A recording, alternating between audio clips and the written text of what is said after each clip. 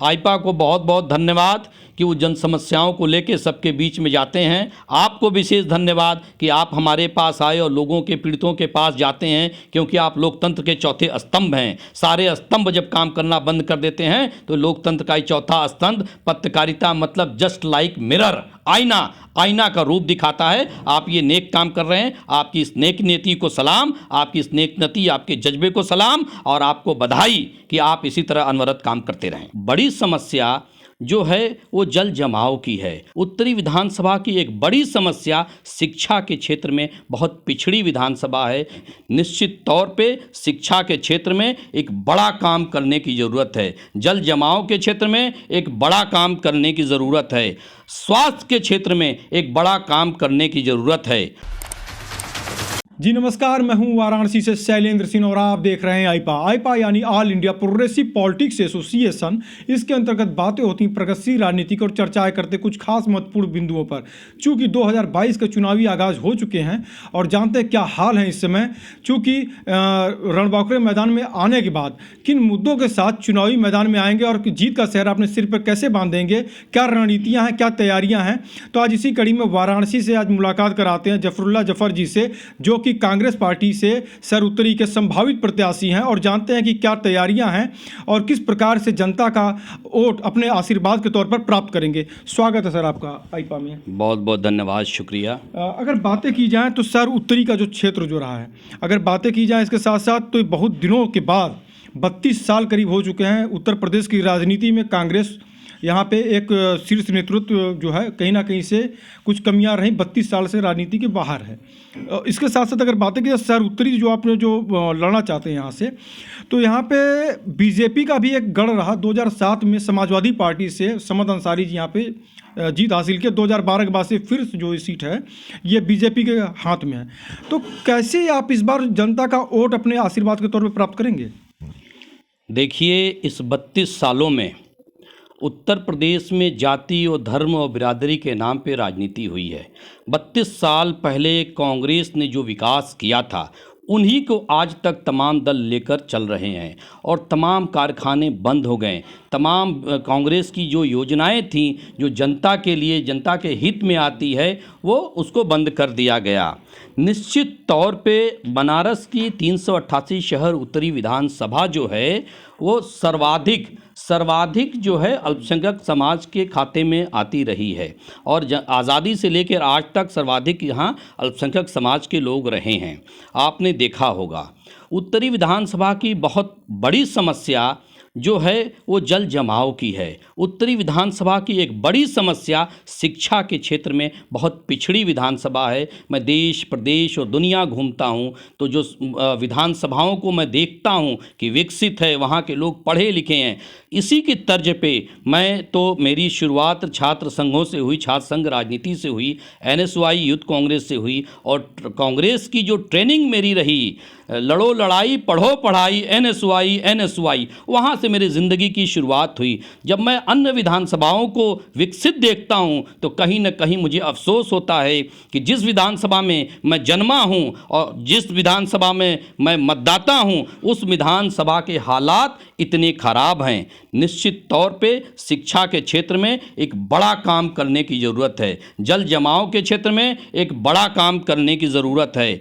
स्वास्थ्य के क्षेत्र में एक बड़ा काम करने की ज़रूरत है। और कांग्रेस पार्टी को इस बार जो उत्तर प्रदेश में आदरणीय प्रियंका गांधी जी का जो नेतृत्व मिला है उससे हम सब उत्साहित हैं। हम सब जो है अपने गौरवान्वित हैं कि हमारी नेता उत्तर प्रदेश के जो भी हालात रहे हों, उत्तर प्रदेश की जितनी पीड़ित महिलाएं रही हैं, उन सब के लड़ाई लड़ने का काम आदरणीय प्रियंका जी ने किया है। प्रियंका जी के नेतृत्व में उत्तर प्रदेश में कांग्रेस पार्टी सरकार बनाएगी और उत्तर प्रदेश के जो विकास के पहिए रुक गए हैं उसको आगे बढ़ाने का काम हम सब लोग उस आदरणीय प्रियंका जी का सदस्य होने के नाते काम करेंगे और उत्तर प्रदेश को ऊंचाइयों पर ले जाएंगे।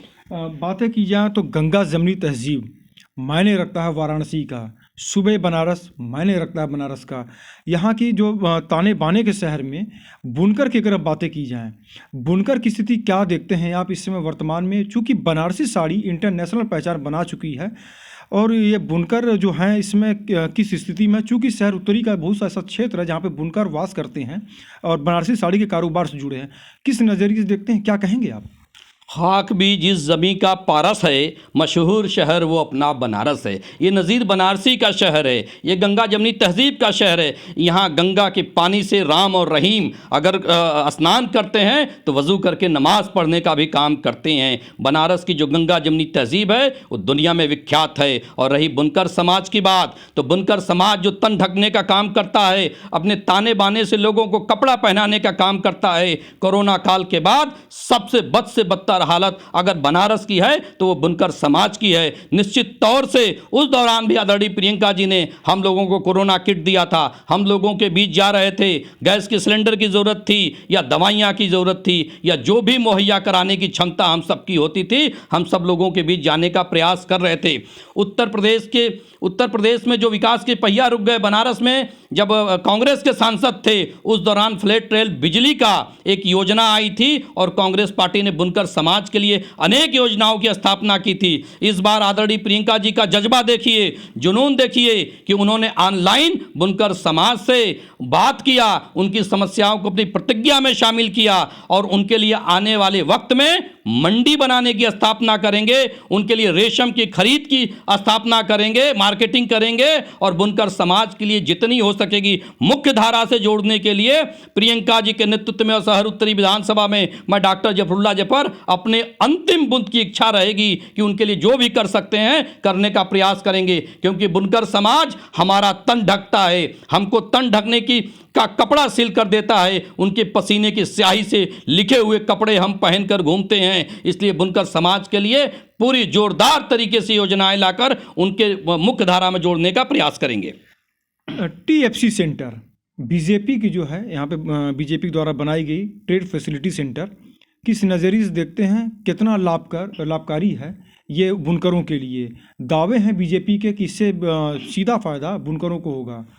देखिए, बीजेपी सरकार तो 15 लाख भी दे रही थी जो जुमला हो गया, 2 करोड़ नौकरियां भी दे रही थी जो जुमला हो गया था। बीजेपी सरकार में बनारस में एक फावड़ा चलता है तो पूरे देश में लगता है विकास हो गया। विकास के डोर को, विकास के पहिया को इस सरकार में रुक गया है, थम गया है, उसको गति देने का काम प्रियंका जी के नेतृत्व में हम लोग करेंगे। बातें की जाए यहाँ पे मुसलमान कल, आज और कल में आप क्या अंतर देखते हैं? अगर बातें की जाए विगत 32 सालों की बातें की जाए, पूर्व की बातें की जाए, मुसलमान की स्थिति उस समय क्या थी?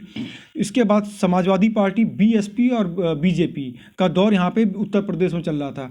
किस स्थिति में मुसलमान को कल देखते थे, आज क्या है और भविष्य क्या नज़र आता है शिक्षा, स्वास्थ्य के क्षेत्र में, रोजगार के क्षेत्र में? देखिए, मुसलमान और अल्पसंख्यक समाज हर दौर में ठगा गया है, हर सरकारों ने ठगा है, हर सरकारों ने वोट के तौर पे इस्तेमाल किया है। जो 32 साल पहले कांग्रेस पार्टी ने विकास किया था और मुसलमानों के लिए, अल्पसंख्यकों के लिए जो योजनाएं लेकर आई थीं, उसी योजनाओं के भरोसे आप मौलाना आज़ाद फेलोशिप देखिए, बंद कर दिया सरकार ने। तमाम ऐसी योजनाएं थीं जिसको आने वाले वक्त की जो 32 साल में सरकारें गुजरी हैं सब ने बंद कर दिया। कांग्रेस पार्टी अल्पसंख्यक समाज को लेकर कटिबद्ध है और आदरणीय प्रियंका जी कटिबद्ध हैं कि उनके विकास के लिए चौतरफा, चौरमुखी विकास करने का प्रयास करेंगे। और कांग्रेस पार्टी सिर्फ मुसलमान और अल्पसंख्यक की बात नहीं करती है, सर्व समाज, सबके हित की बात करती है और सबका विकास करने का प्रयास। नौकरियां आएंगी, जिस तरह से आदरणीय प्रियंका जी ने नौकरी देने का एक मैप तैयार किया है, वो सर्व समाज के लिए होगा। अल्पसंख्यक के साथ साथ बहुसंख्यक समाज का भी विकास होगा। ये कांग्रेस पार्टी की विचारधारा है, सबको लेकर हम लोग चलते हैं। AIM जो प्रमुख जो है, AIMIM जो है ओवैसी जी, उनकी अगर बातें की जाए तो उनका साफ तौर पे कहना है कि केवल अल्पसंख्यकों का जो है केवल एक वोट पे केवल वोट लिया गया, उनके साथ कुछ जो अच्छे कार्य नहीं किए गए और स्थितियां बद से बदतर हैं अल्पसंख्यक की। इस कारण से उत्तर प्रदेश की राजनीति में एंट्री किए हैं, प्रयास कर रहे हैं यहाँ पे सफलता पाने के लिए। किस नज़रिए से देखते हैं वो? उसके साथ साथ उन्होंने अभी और समाजवादी पार्टी पे भी कमेंट किया था कि अल्पसंख्यक की जो स्थिति है, बैंड बाजे वाली स्थितियाँ हैं, इसके बाद इनका काम खत्म हुआ था, वोट देने के बाद इनका काम खत्म। बस ये दूसरे के जो पाले में जो है, दूसरे के पाले की राजनीति के एक शिकार होते हैं।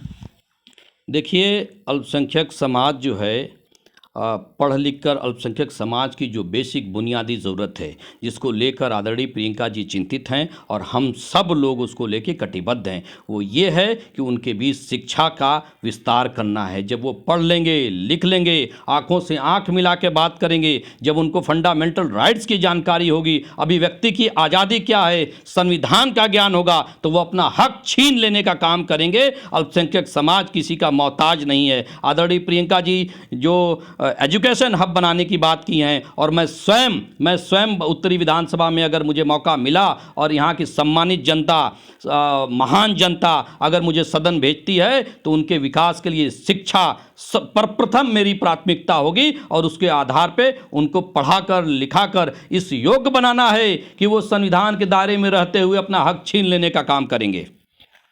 उम्भा कांड की अगर बातें की जाए, पहले प्रयास करके पहुंचती हैं प्रियंका जी, प्रयास करती हैं। उसके साथ साथ अगर बातें की जाए तो उन्नाव को देख लिया जाए, किसानों के ऊपर गाड़ी चलाने वाले जो आरोप जो लगे, जो प्रयास हैं, ये क्या रंग लाएंगे सियासी उतार चढ़ाव में? देखिए, उत्तर प्रदेश में इधर 5 सालों में विपक्ष सो गया था, विपक्ष की कोई भूमिका नहीं थी। ऐसे में जब आदरणीय प्रियंका जी देखे कि दलित, अल्पसंख्यक, तमाम ऐसे लोग हैं जो मजलूमों की, सर्व समाज की मजलूमों, जो पीड़ित लोग हैं, उनकी लड़ाई लड़ने का काम आदरणीय प्रियंका जी ने किया। आदरणीय प्रियंका जी ने ये दिखाया है कि लोकतंत्र में सिर्फ सत्ता नहीं होती, लोकतंत्र में विपक्ष की भी भूमिका होती है, और वो प्रियंका जी ने कर दिखाया है, उनकी लड़ाई लड़कर दिखाया है। अभी आप देख रहे होंगे तमाम पीड़ित महिलाएं ऐसी हैं जो असक्षम थीं अपनी लड़ाई लड़ने में, उनको सदन का रास्ता तय करने के लिए विधानसभा का टिकट दिया है, और उनको मजबूत बनाने का हम लोग क्या है, हम लोग जो है वो अनाज देकर उनको हैंडीकैप्ड नहीं बनाना चाहते, हम लोग उनको शिक्षित कर उनको लड़ने के लिए और संविधान के दायरे में आंखों से आंख मिलाकर बात करने के संकल्प के लिए कांग्रेस पार्टी काम कर रही है। छात्र राजनीति से लेके अब तक जो है कांग्रेस के साथ आपका दामन रहा, NSUI की आपने कमान संभाली, कांग्रेस की मेन बॉडी में है, संभावित प्रत्याशी हैं। बात की जाए तो उत्तर प्रदेश की राजनीति में क्षेत्रीय दल कांग्रेस से बेहतर परफॉर्मेंस करते नजर आए। खासकर हम बात करेंगे अपना दल की, सुभाषपा की, बहुत तेज़ी से पनपते नजर आए यहाँ पे।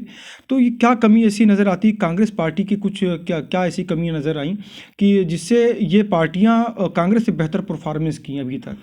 अभी मैंने पिछले भी कहा कि उत्तर प्रदेश में 32 सालों में जाति और धर्म के नाम पे सरकारें बनती चली आईं, विकास की किसी ने बात नहीं की। कुछ चिन्हित समाज का लोगों ने विकास किया, चाहे जो दल आए, किसी दल पे मैं टिप्पणी करना उचित नहीं समझता हूं, क्योंकि लोकतंत्र में मर्यादा भी एक होती है और उसका मैं पूरा पालन करता हूं, क्योंकि मैं पढ़ा लिखा व्यक्ति हूं, संवैधानिक दायरे में बोलता हूं। निश्चित तौर से लोगों ने जाति और बिरादरी के नाम पर 32 साल में उत्तर प्रदेश की सरकारें बनाई, और कांग्रेस पार्टी सिर्फ विकास की बात करती है। कांग्रेस पार्टी इस देश को ऊंचाइयों पर ले जाने की बात करती है। कांग्रेस पार्टी उत्तर प्रदेश को देश के सर्वोच्च विधानसभाओं को दिखाने के लिए उत्तर प्रदेश के विकास को दिखाना चाहती है, और आदरणीय प्रियंका जी जिस तरह से कमान संभाल कर और उत्तर प्रदेश के दलित, मजलूम, पिछड़ों की लड़ाई लड़ रही हैं, वो निश्चित तौर से आने वाले समय में रंग लाने का काम करेगी। हम सब सर्व समाज की बात करते हैं, और सर्व समाज का विकास करने का काम कांग्रेस पार्टी करती है।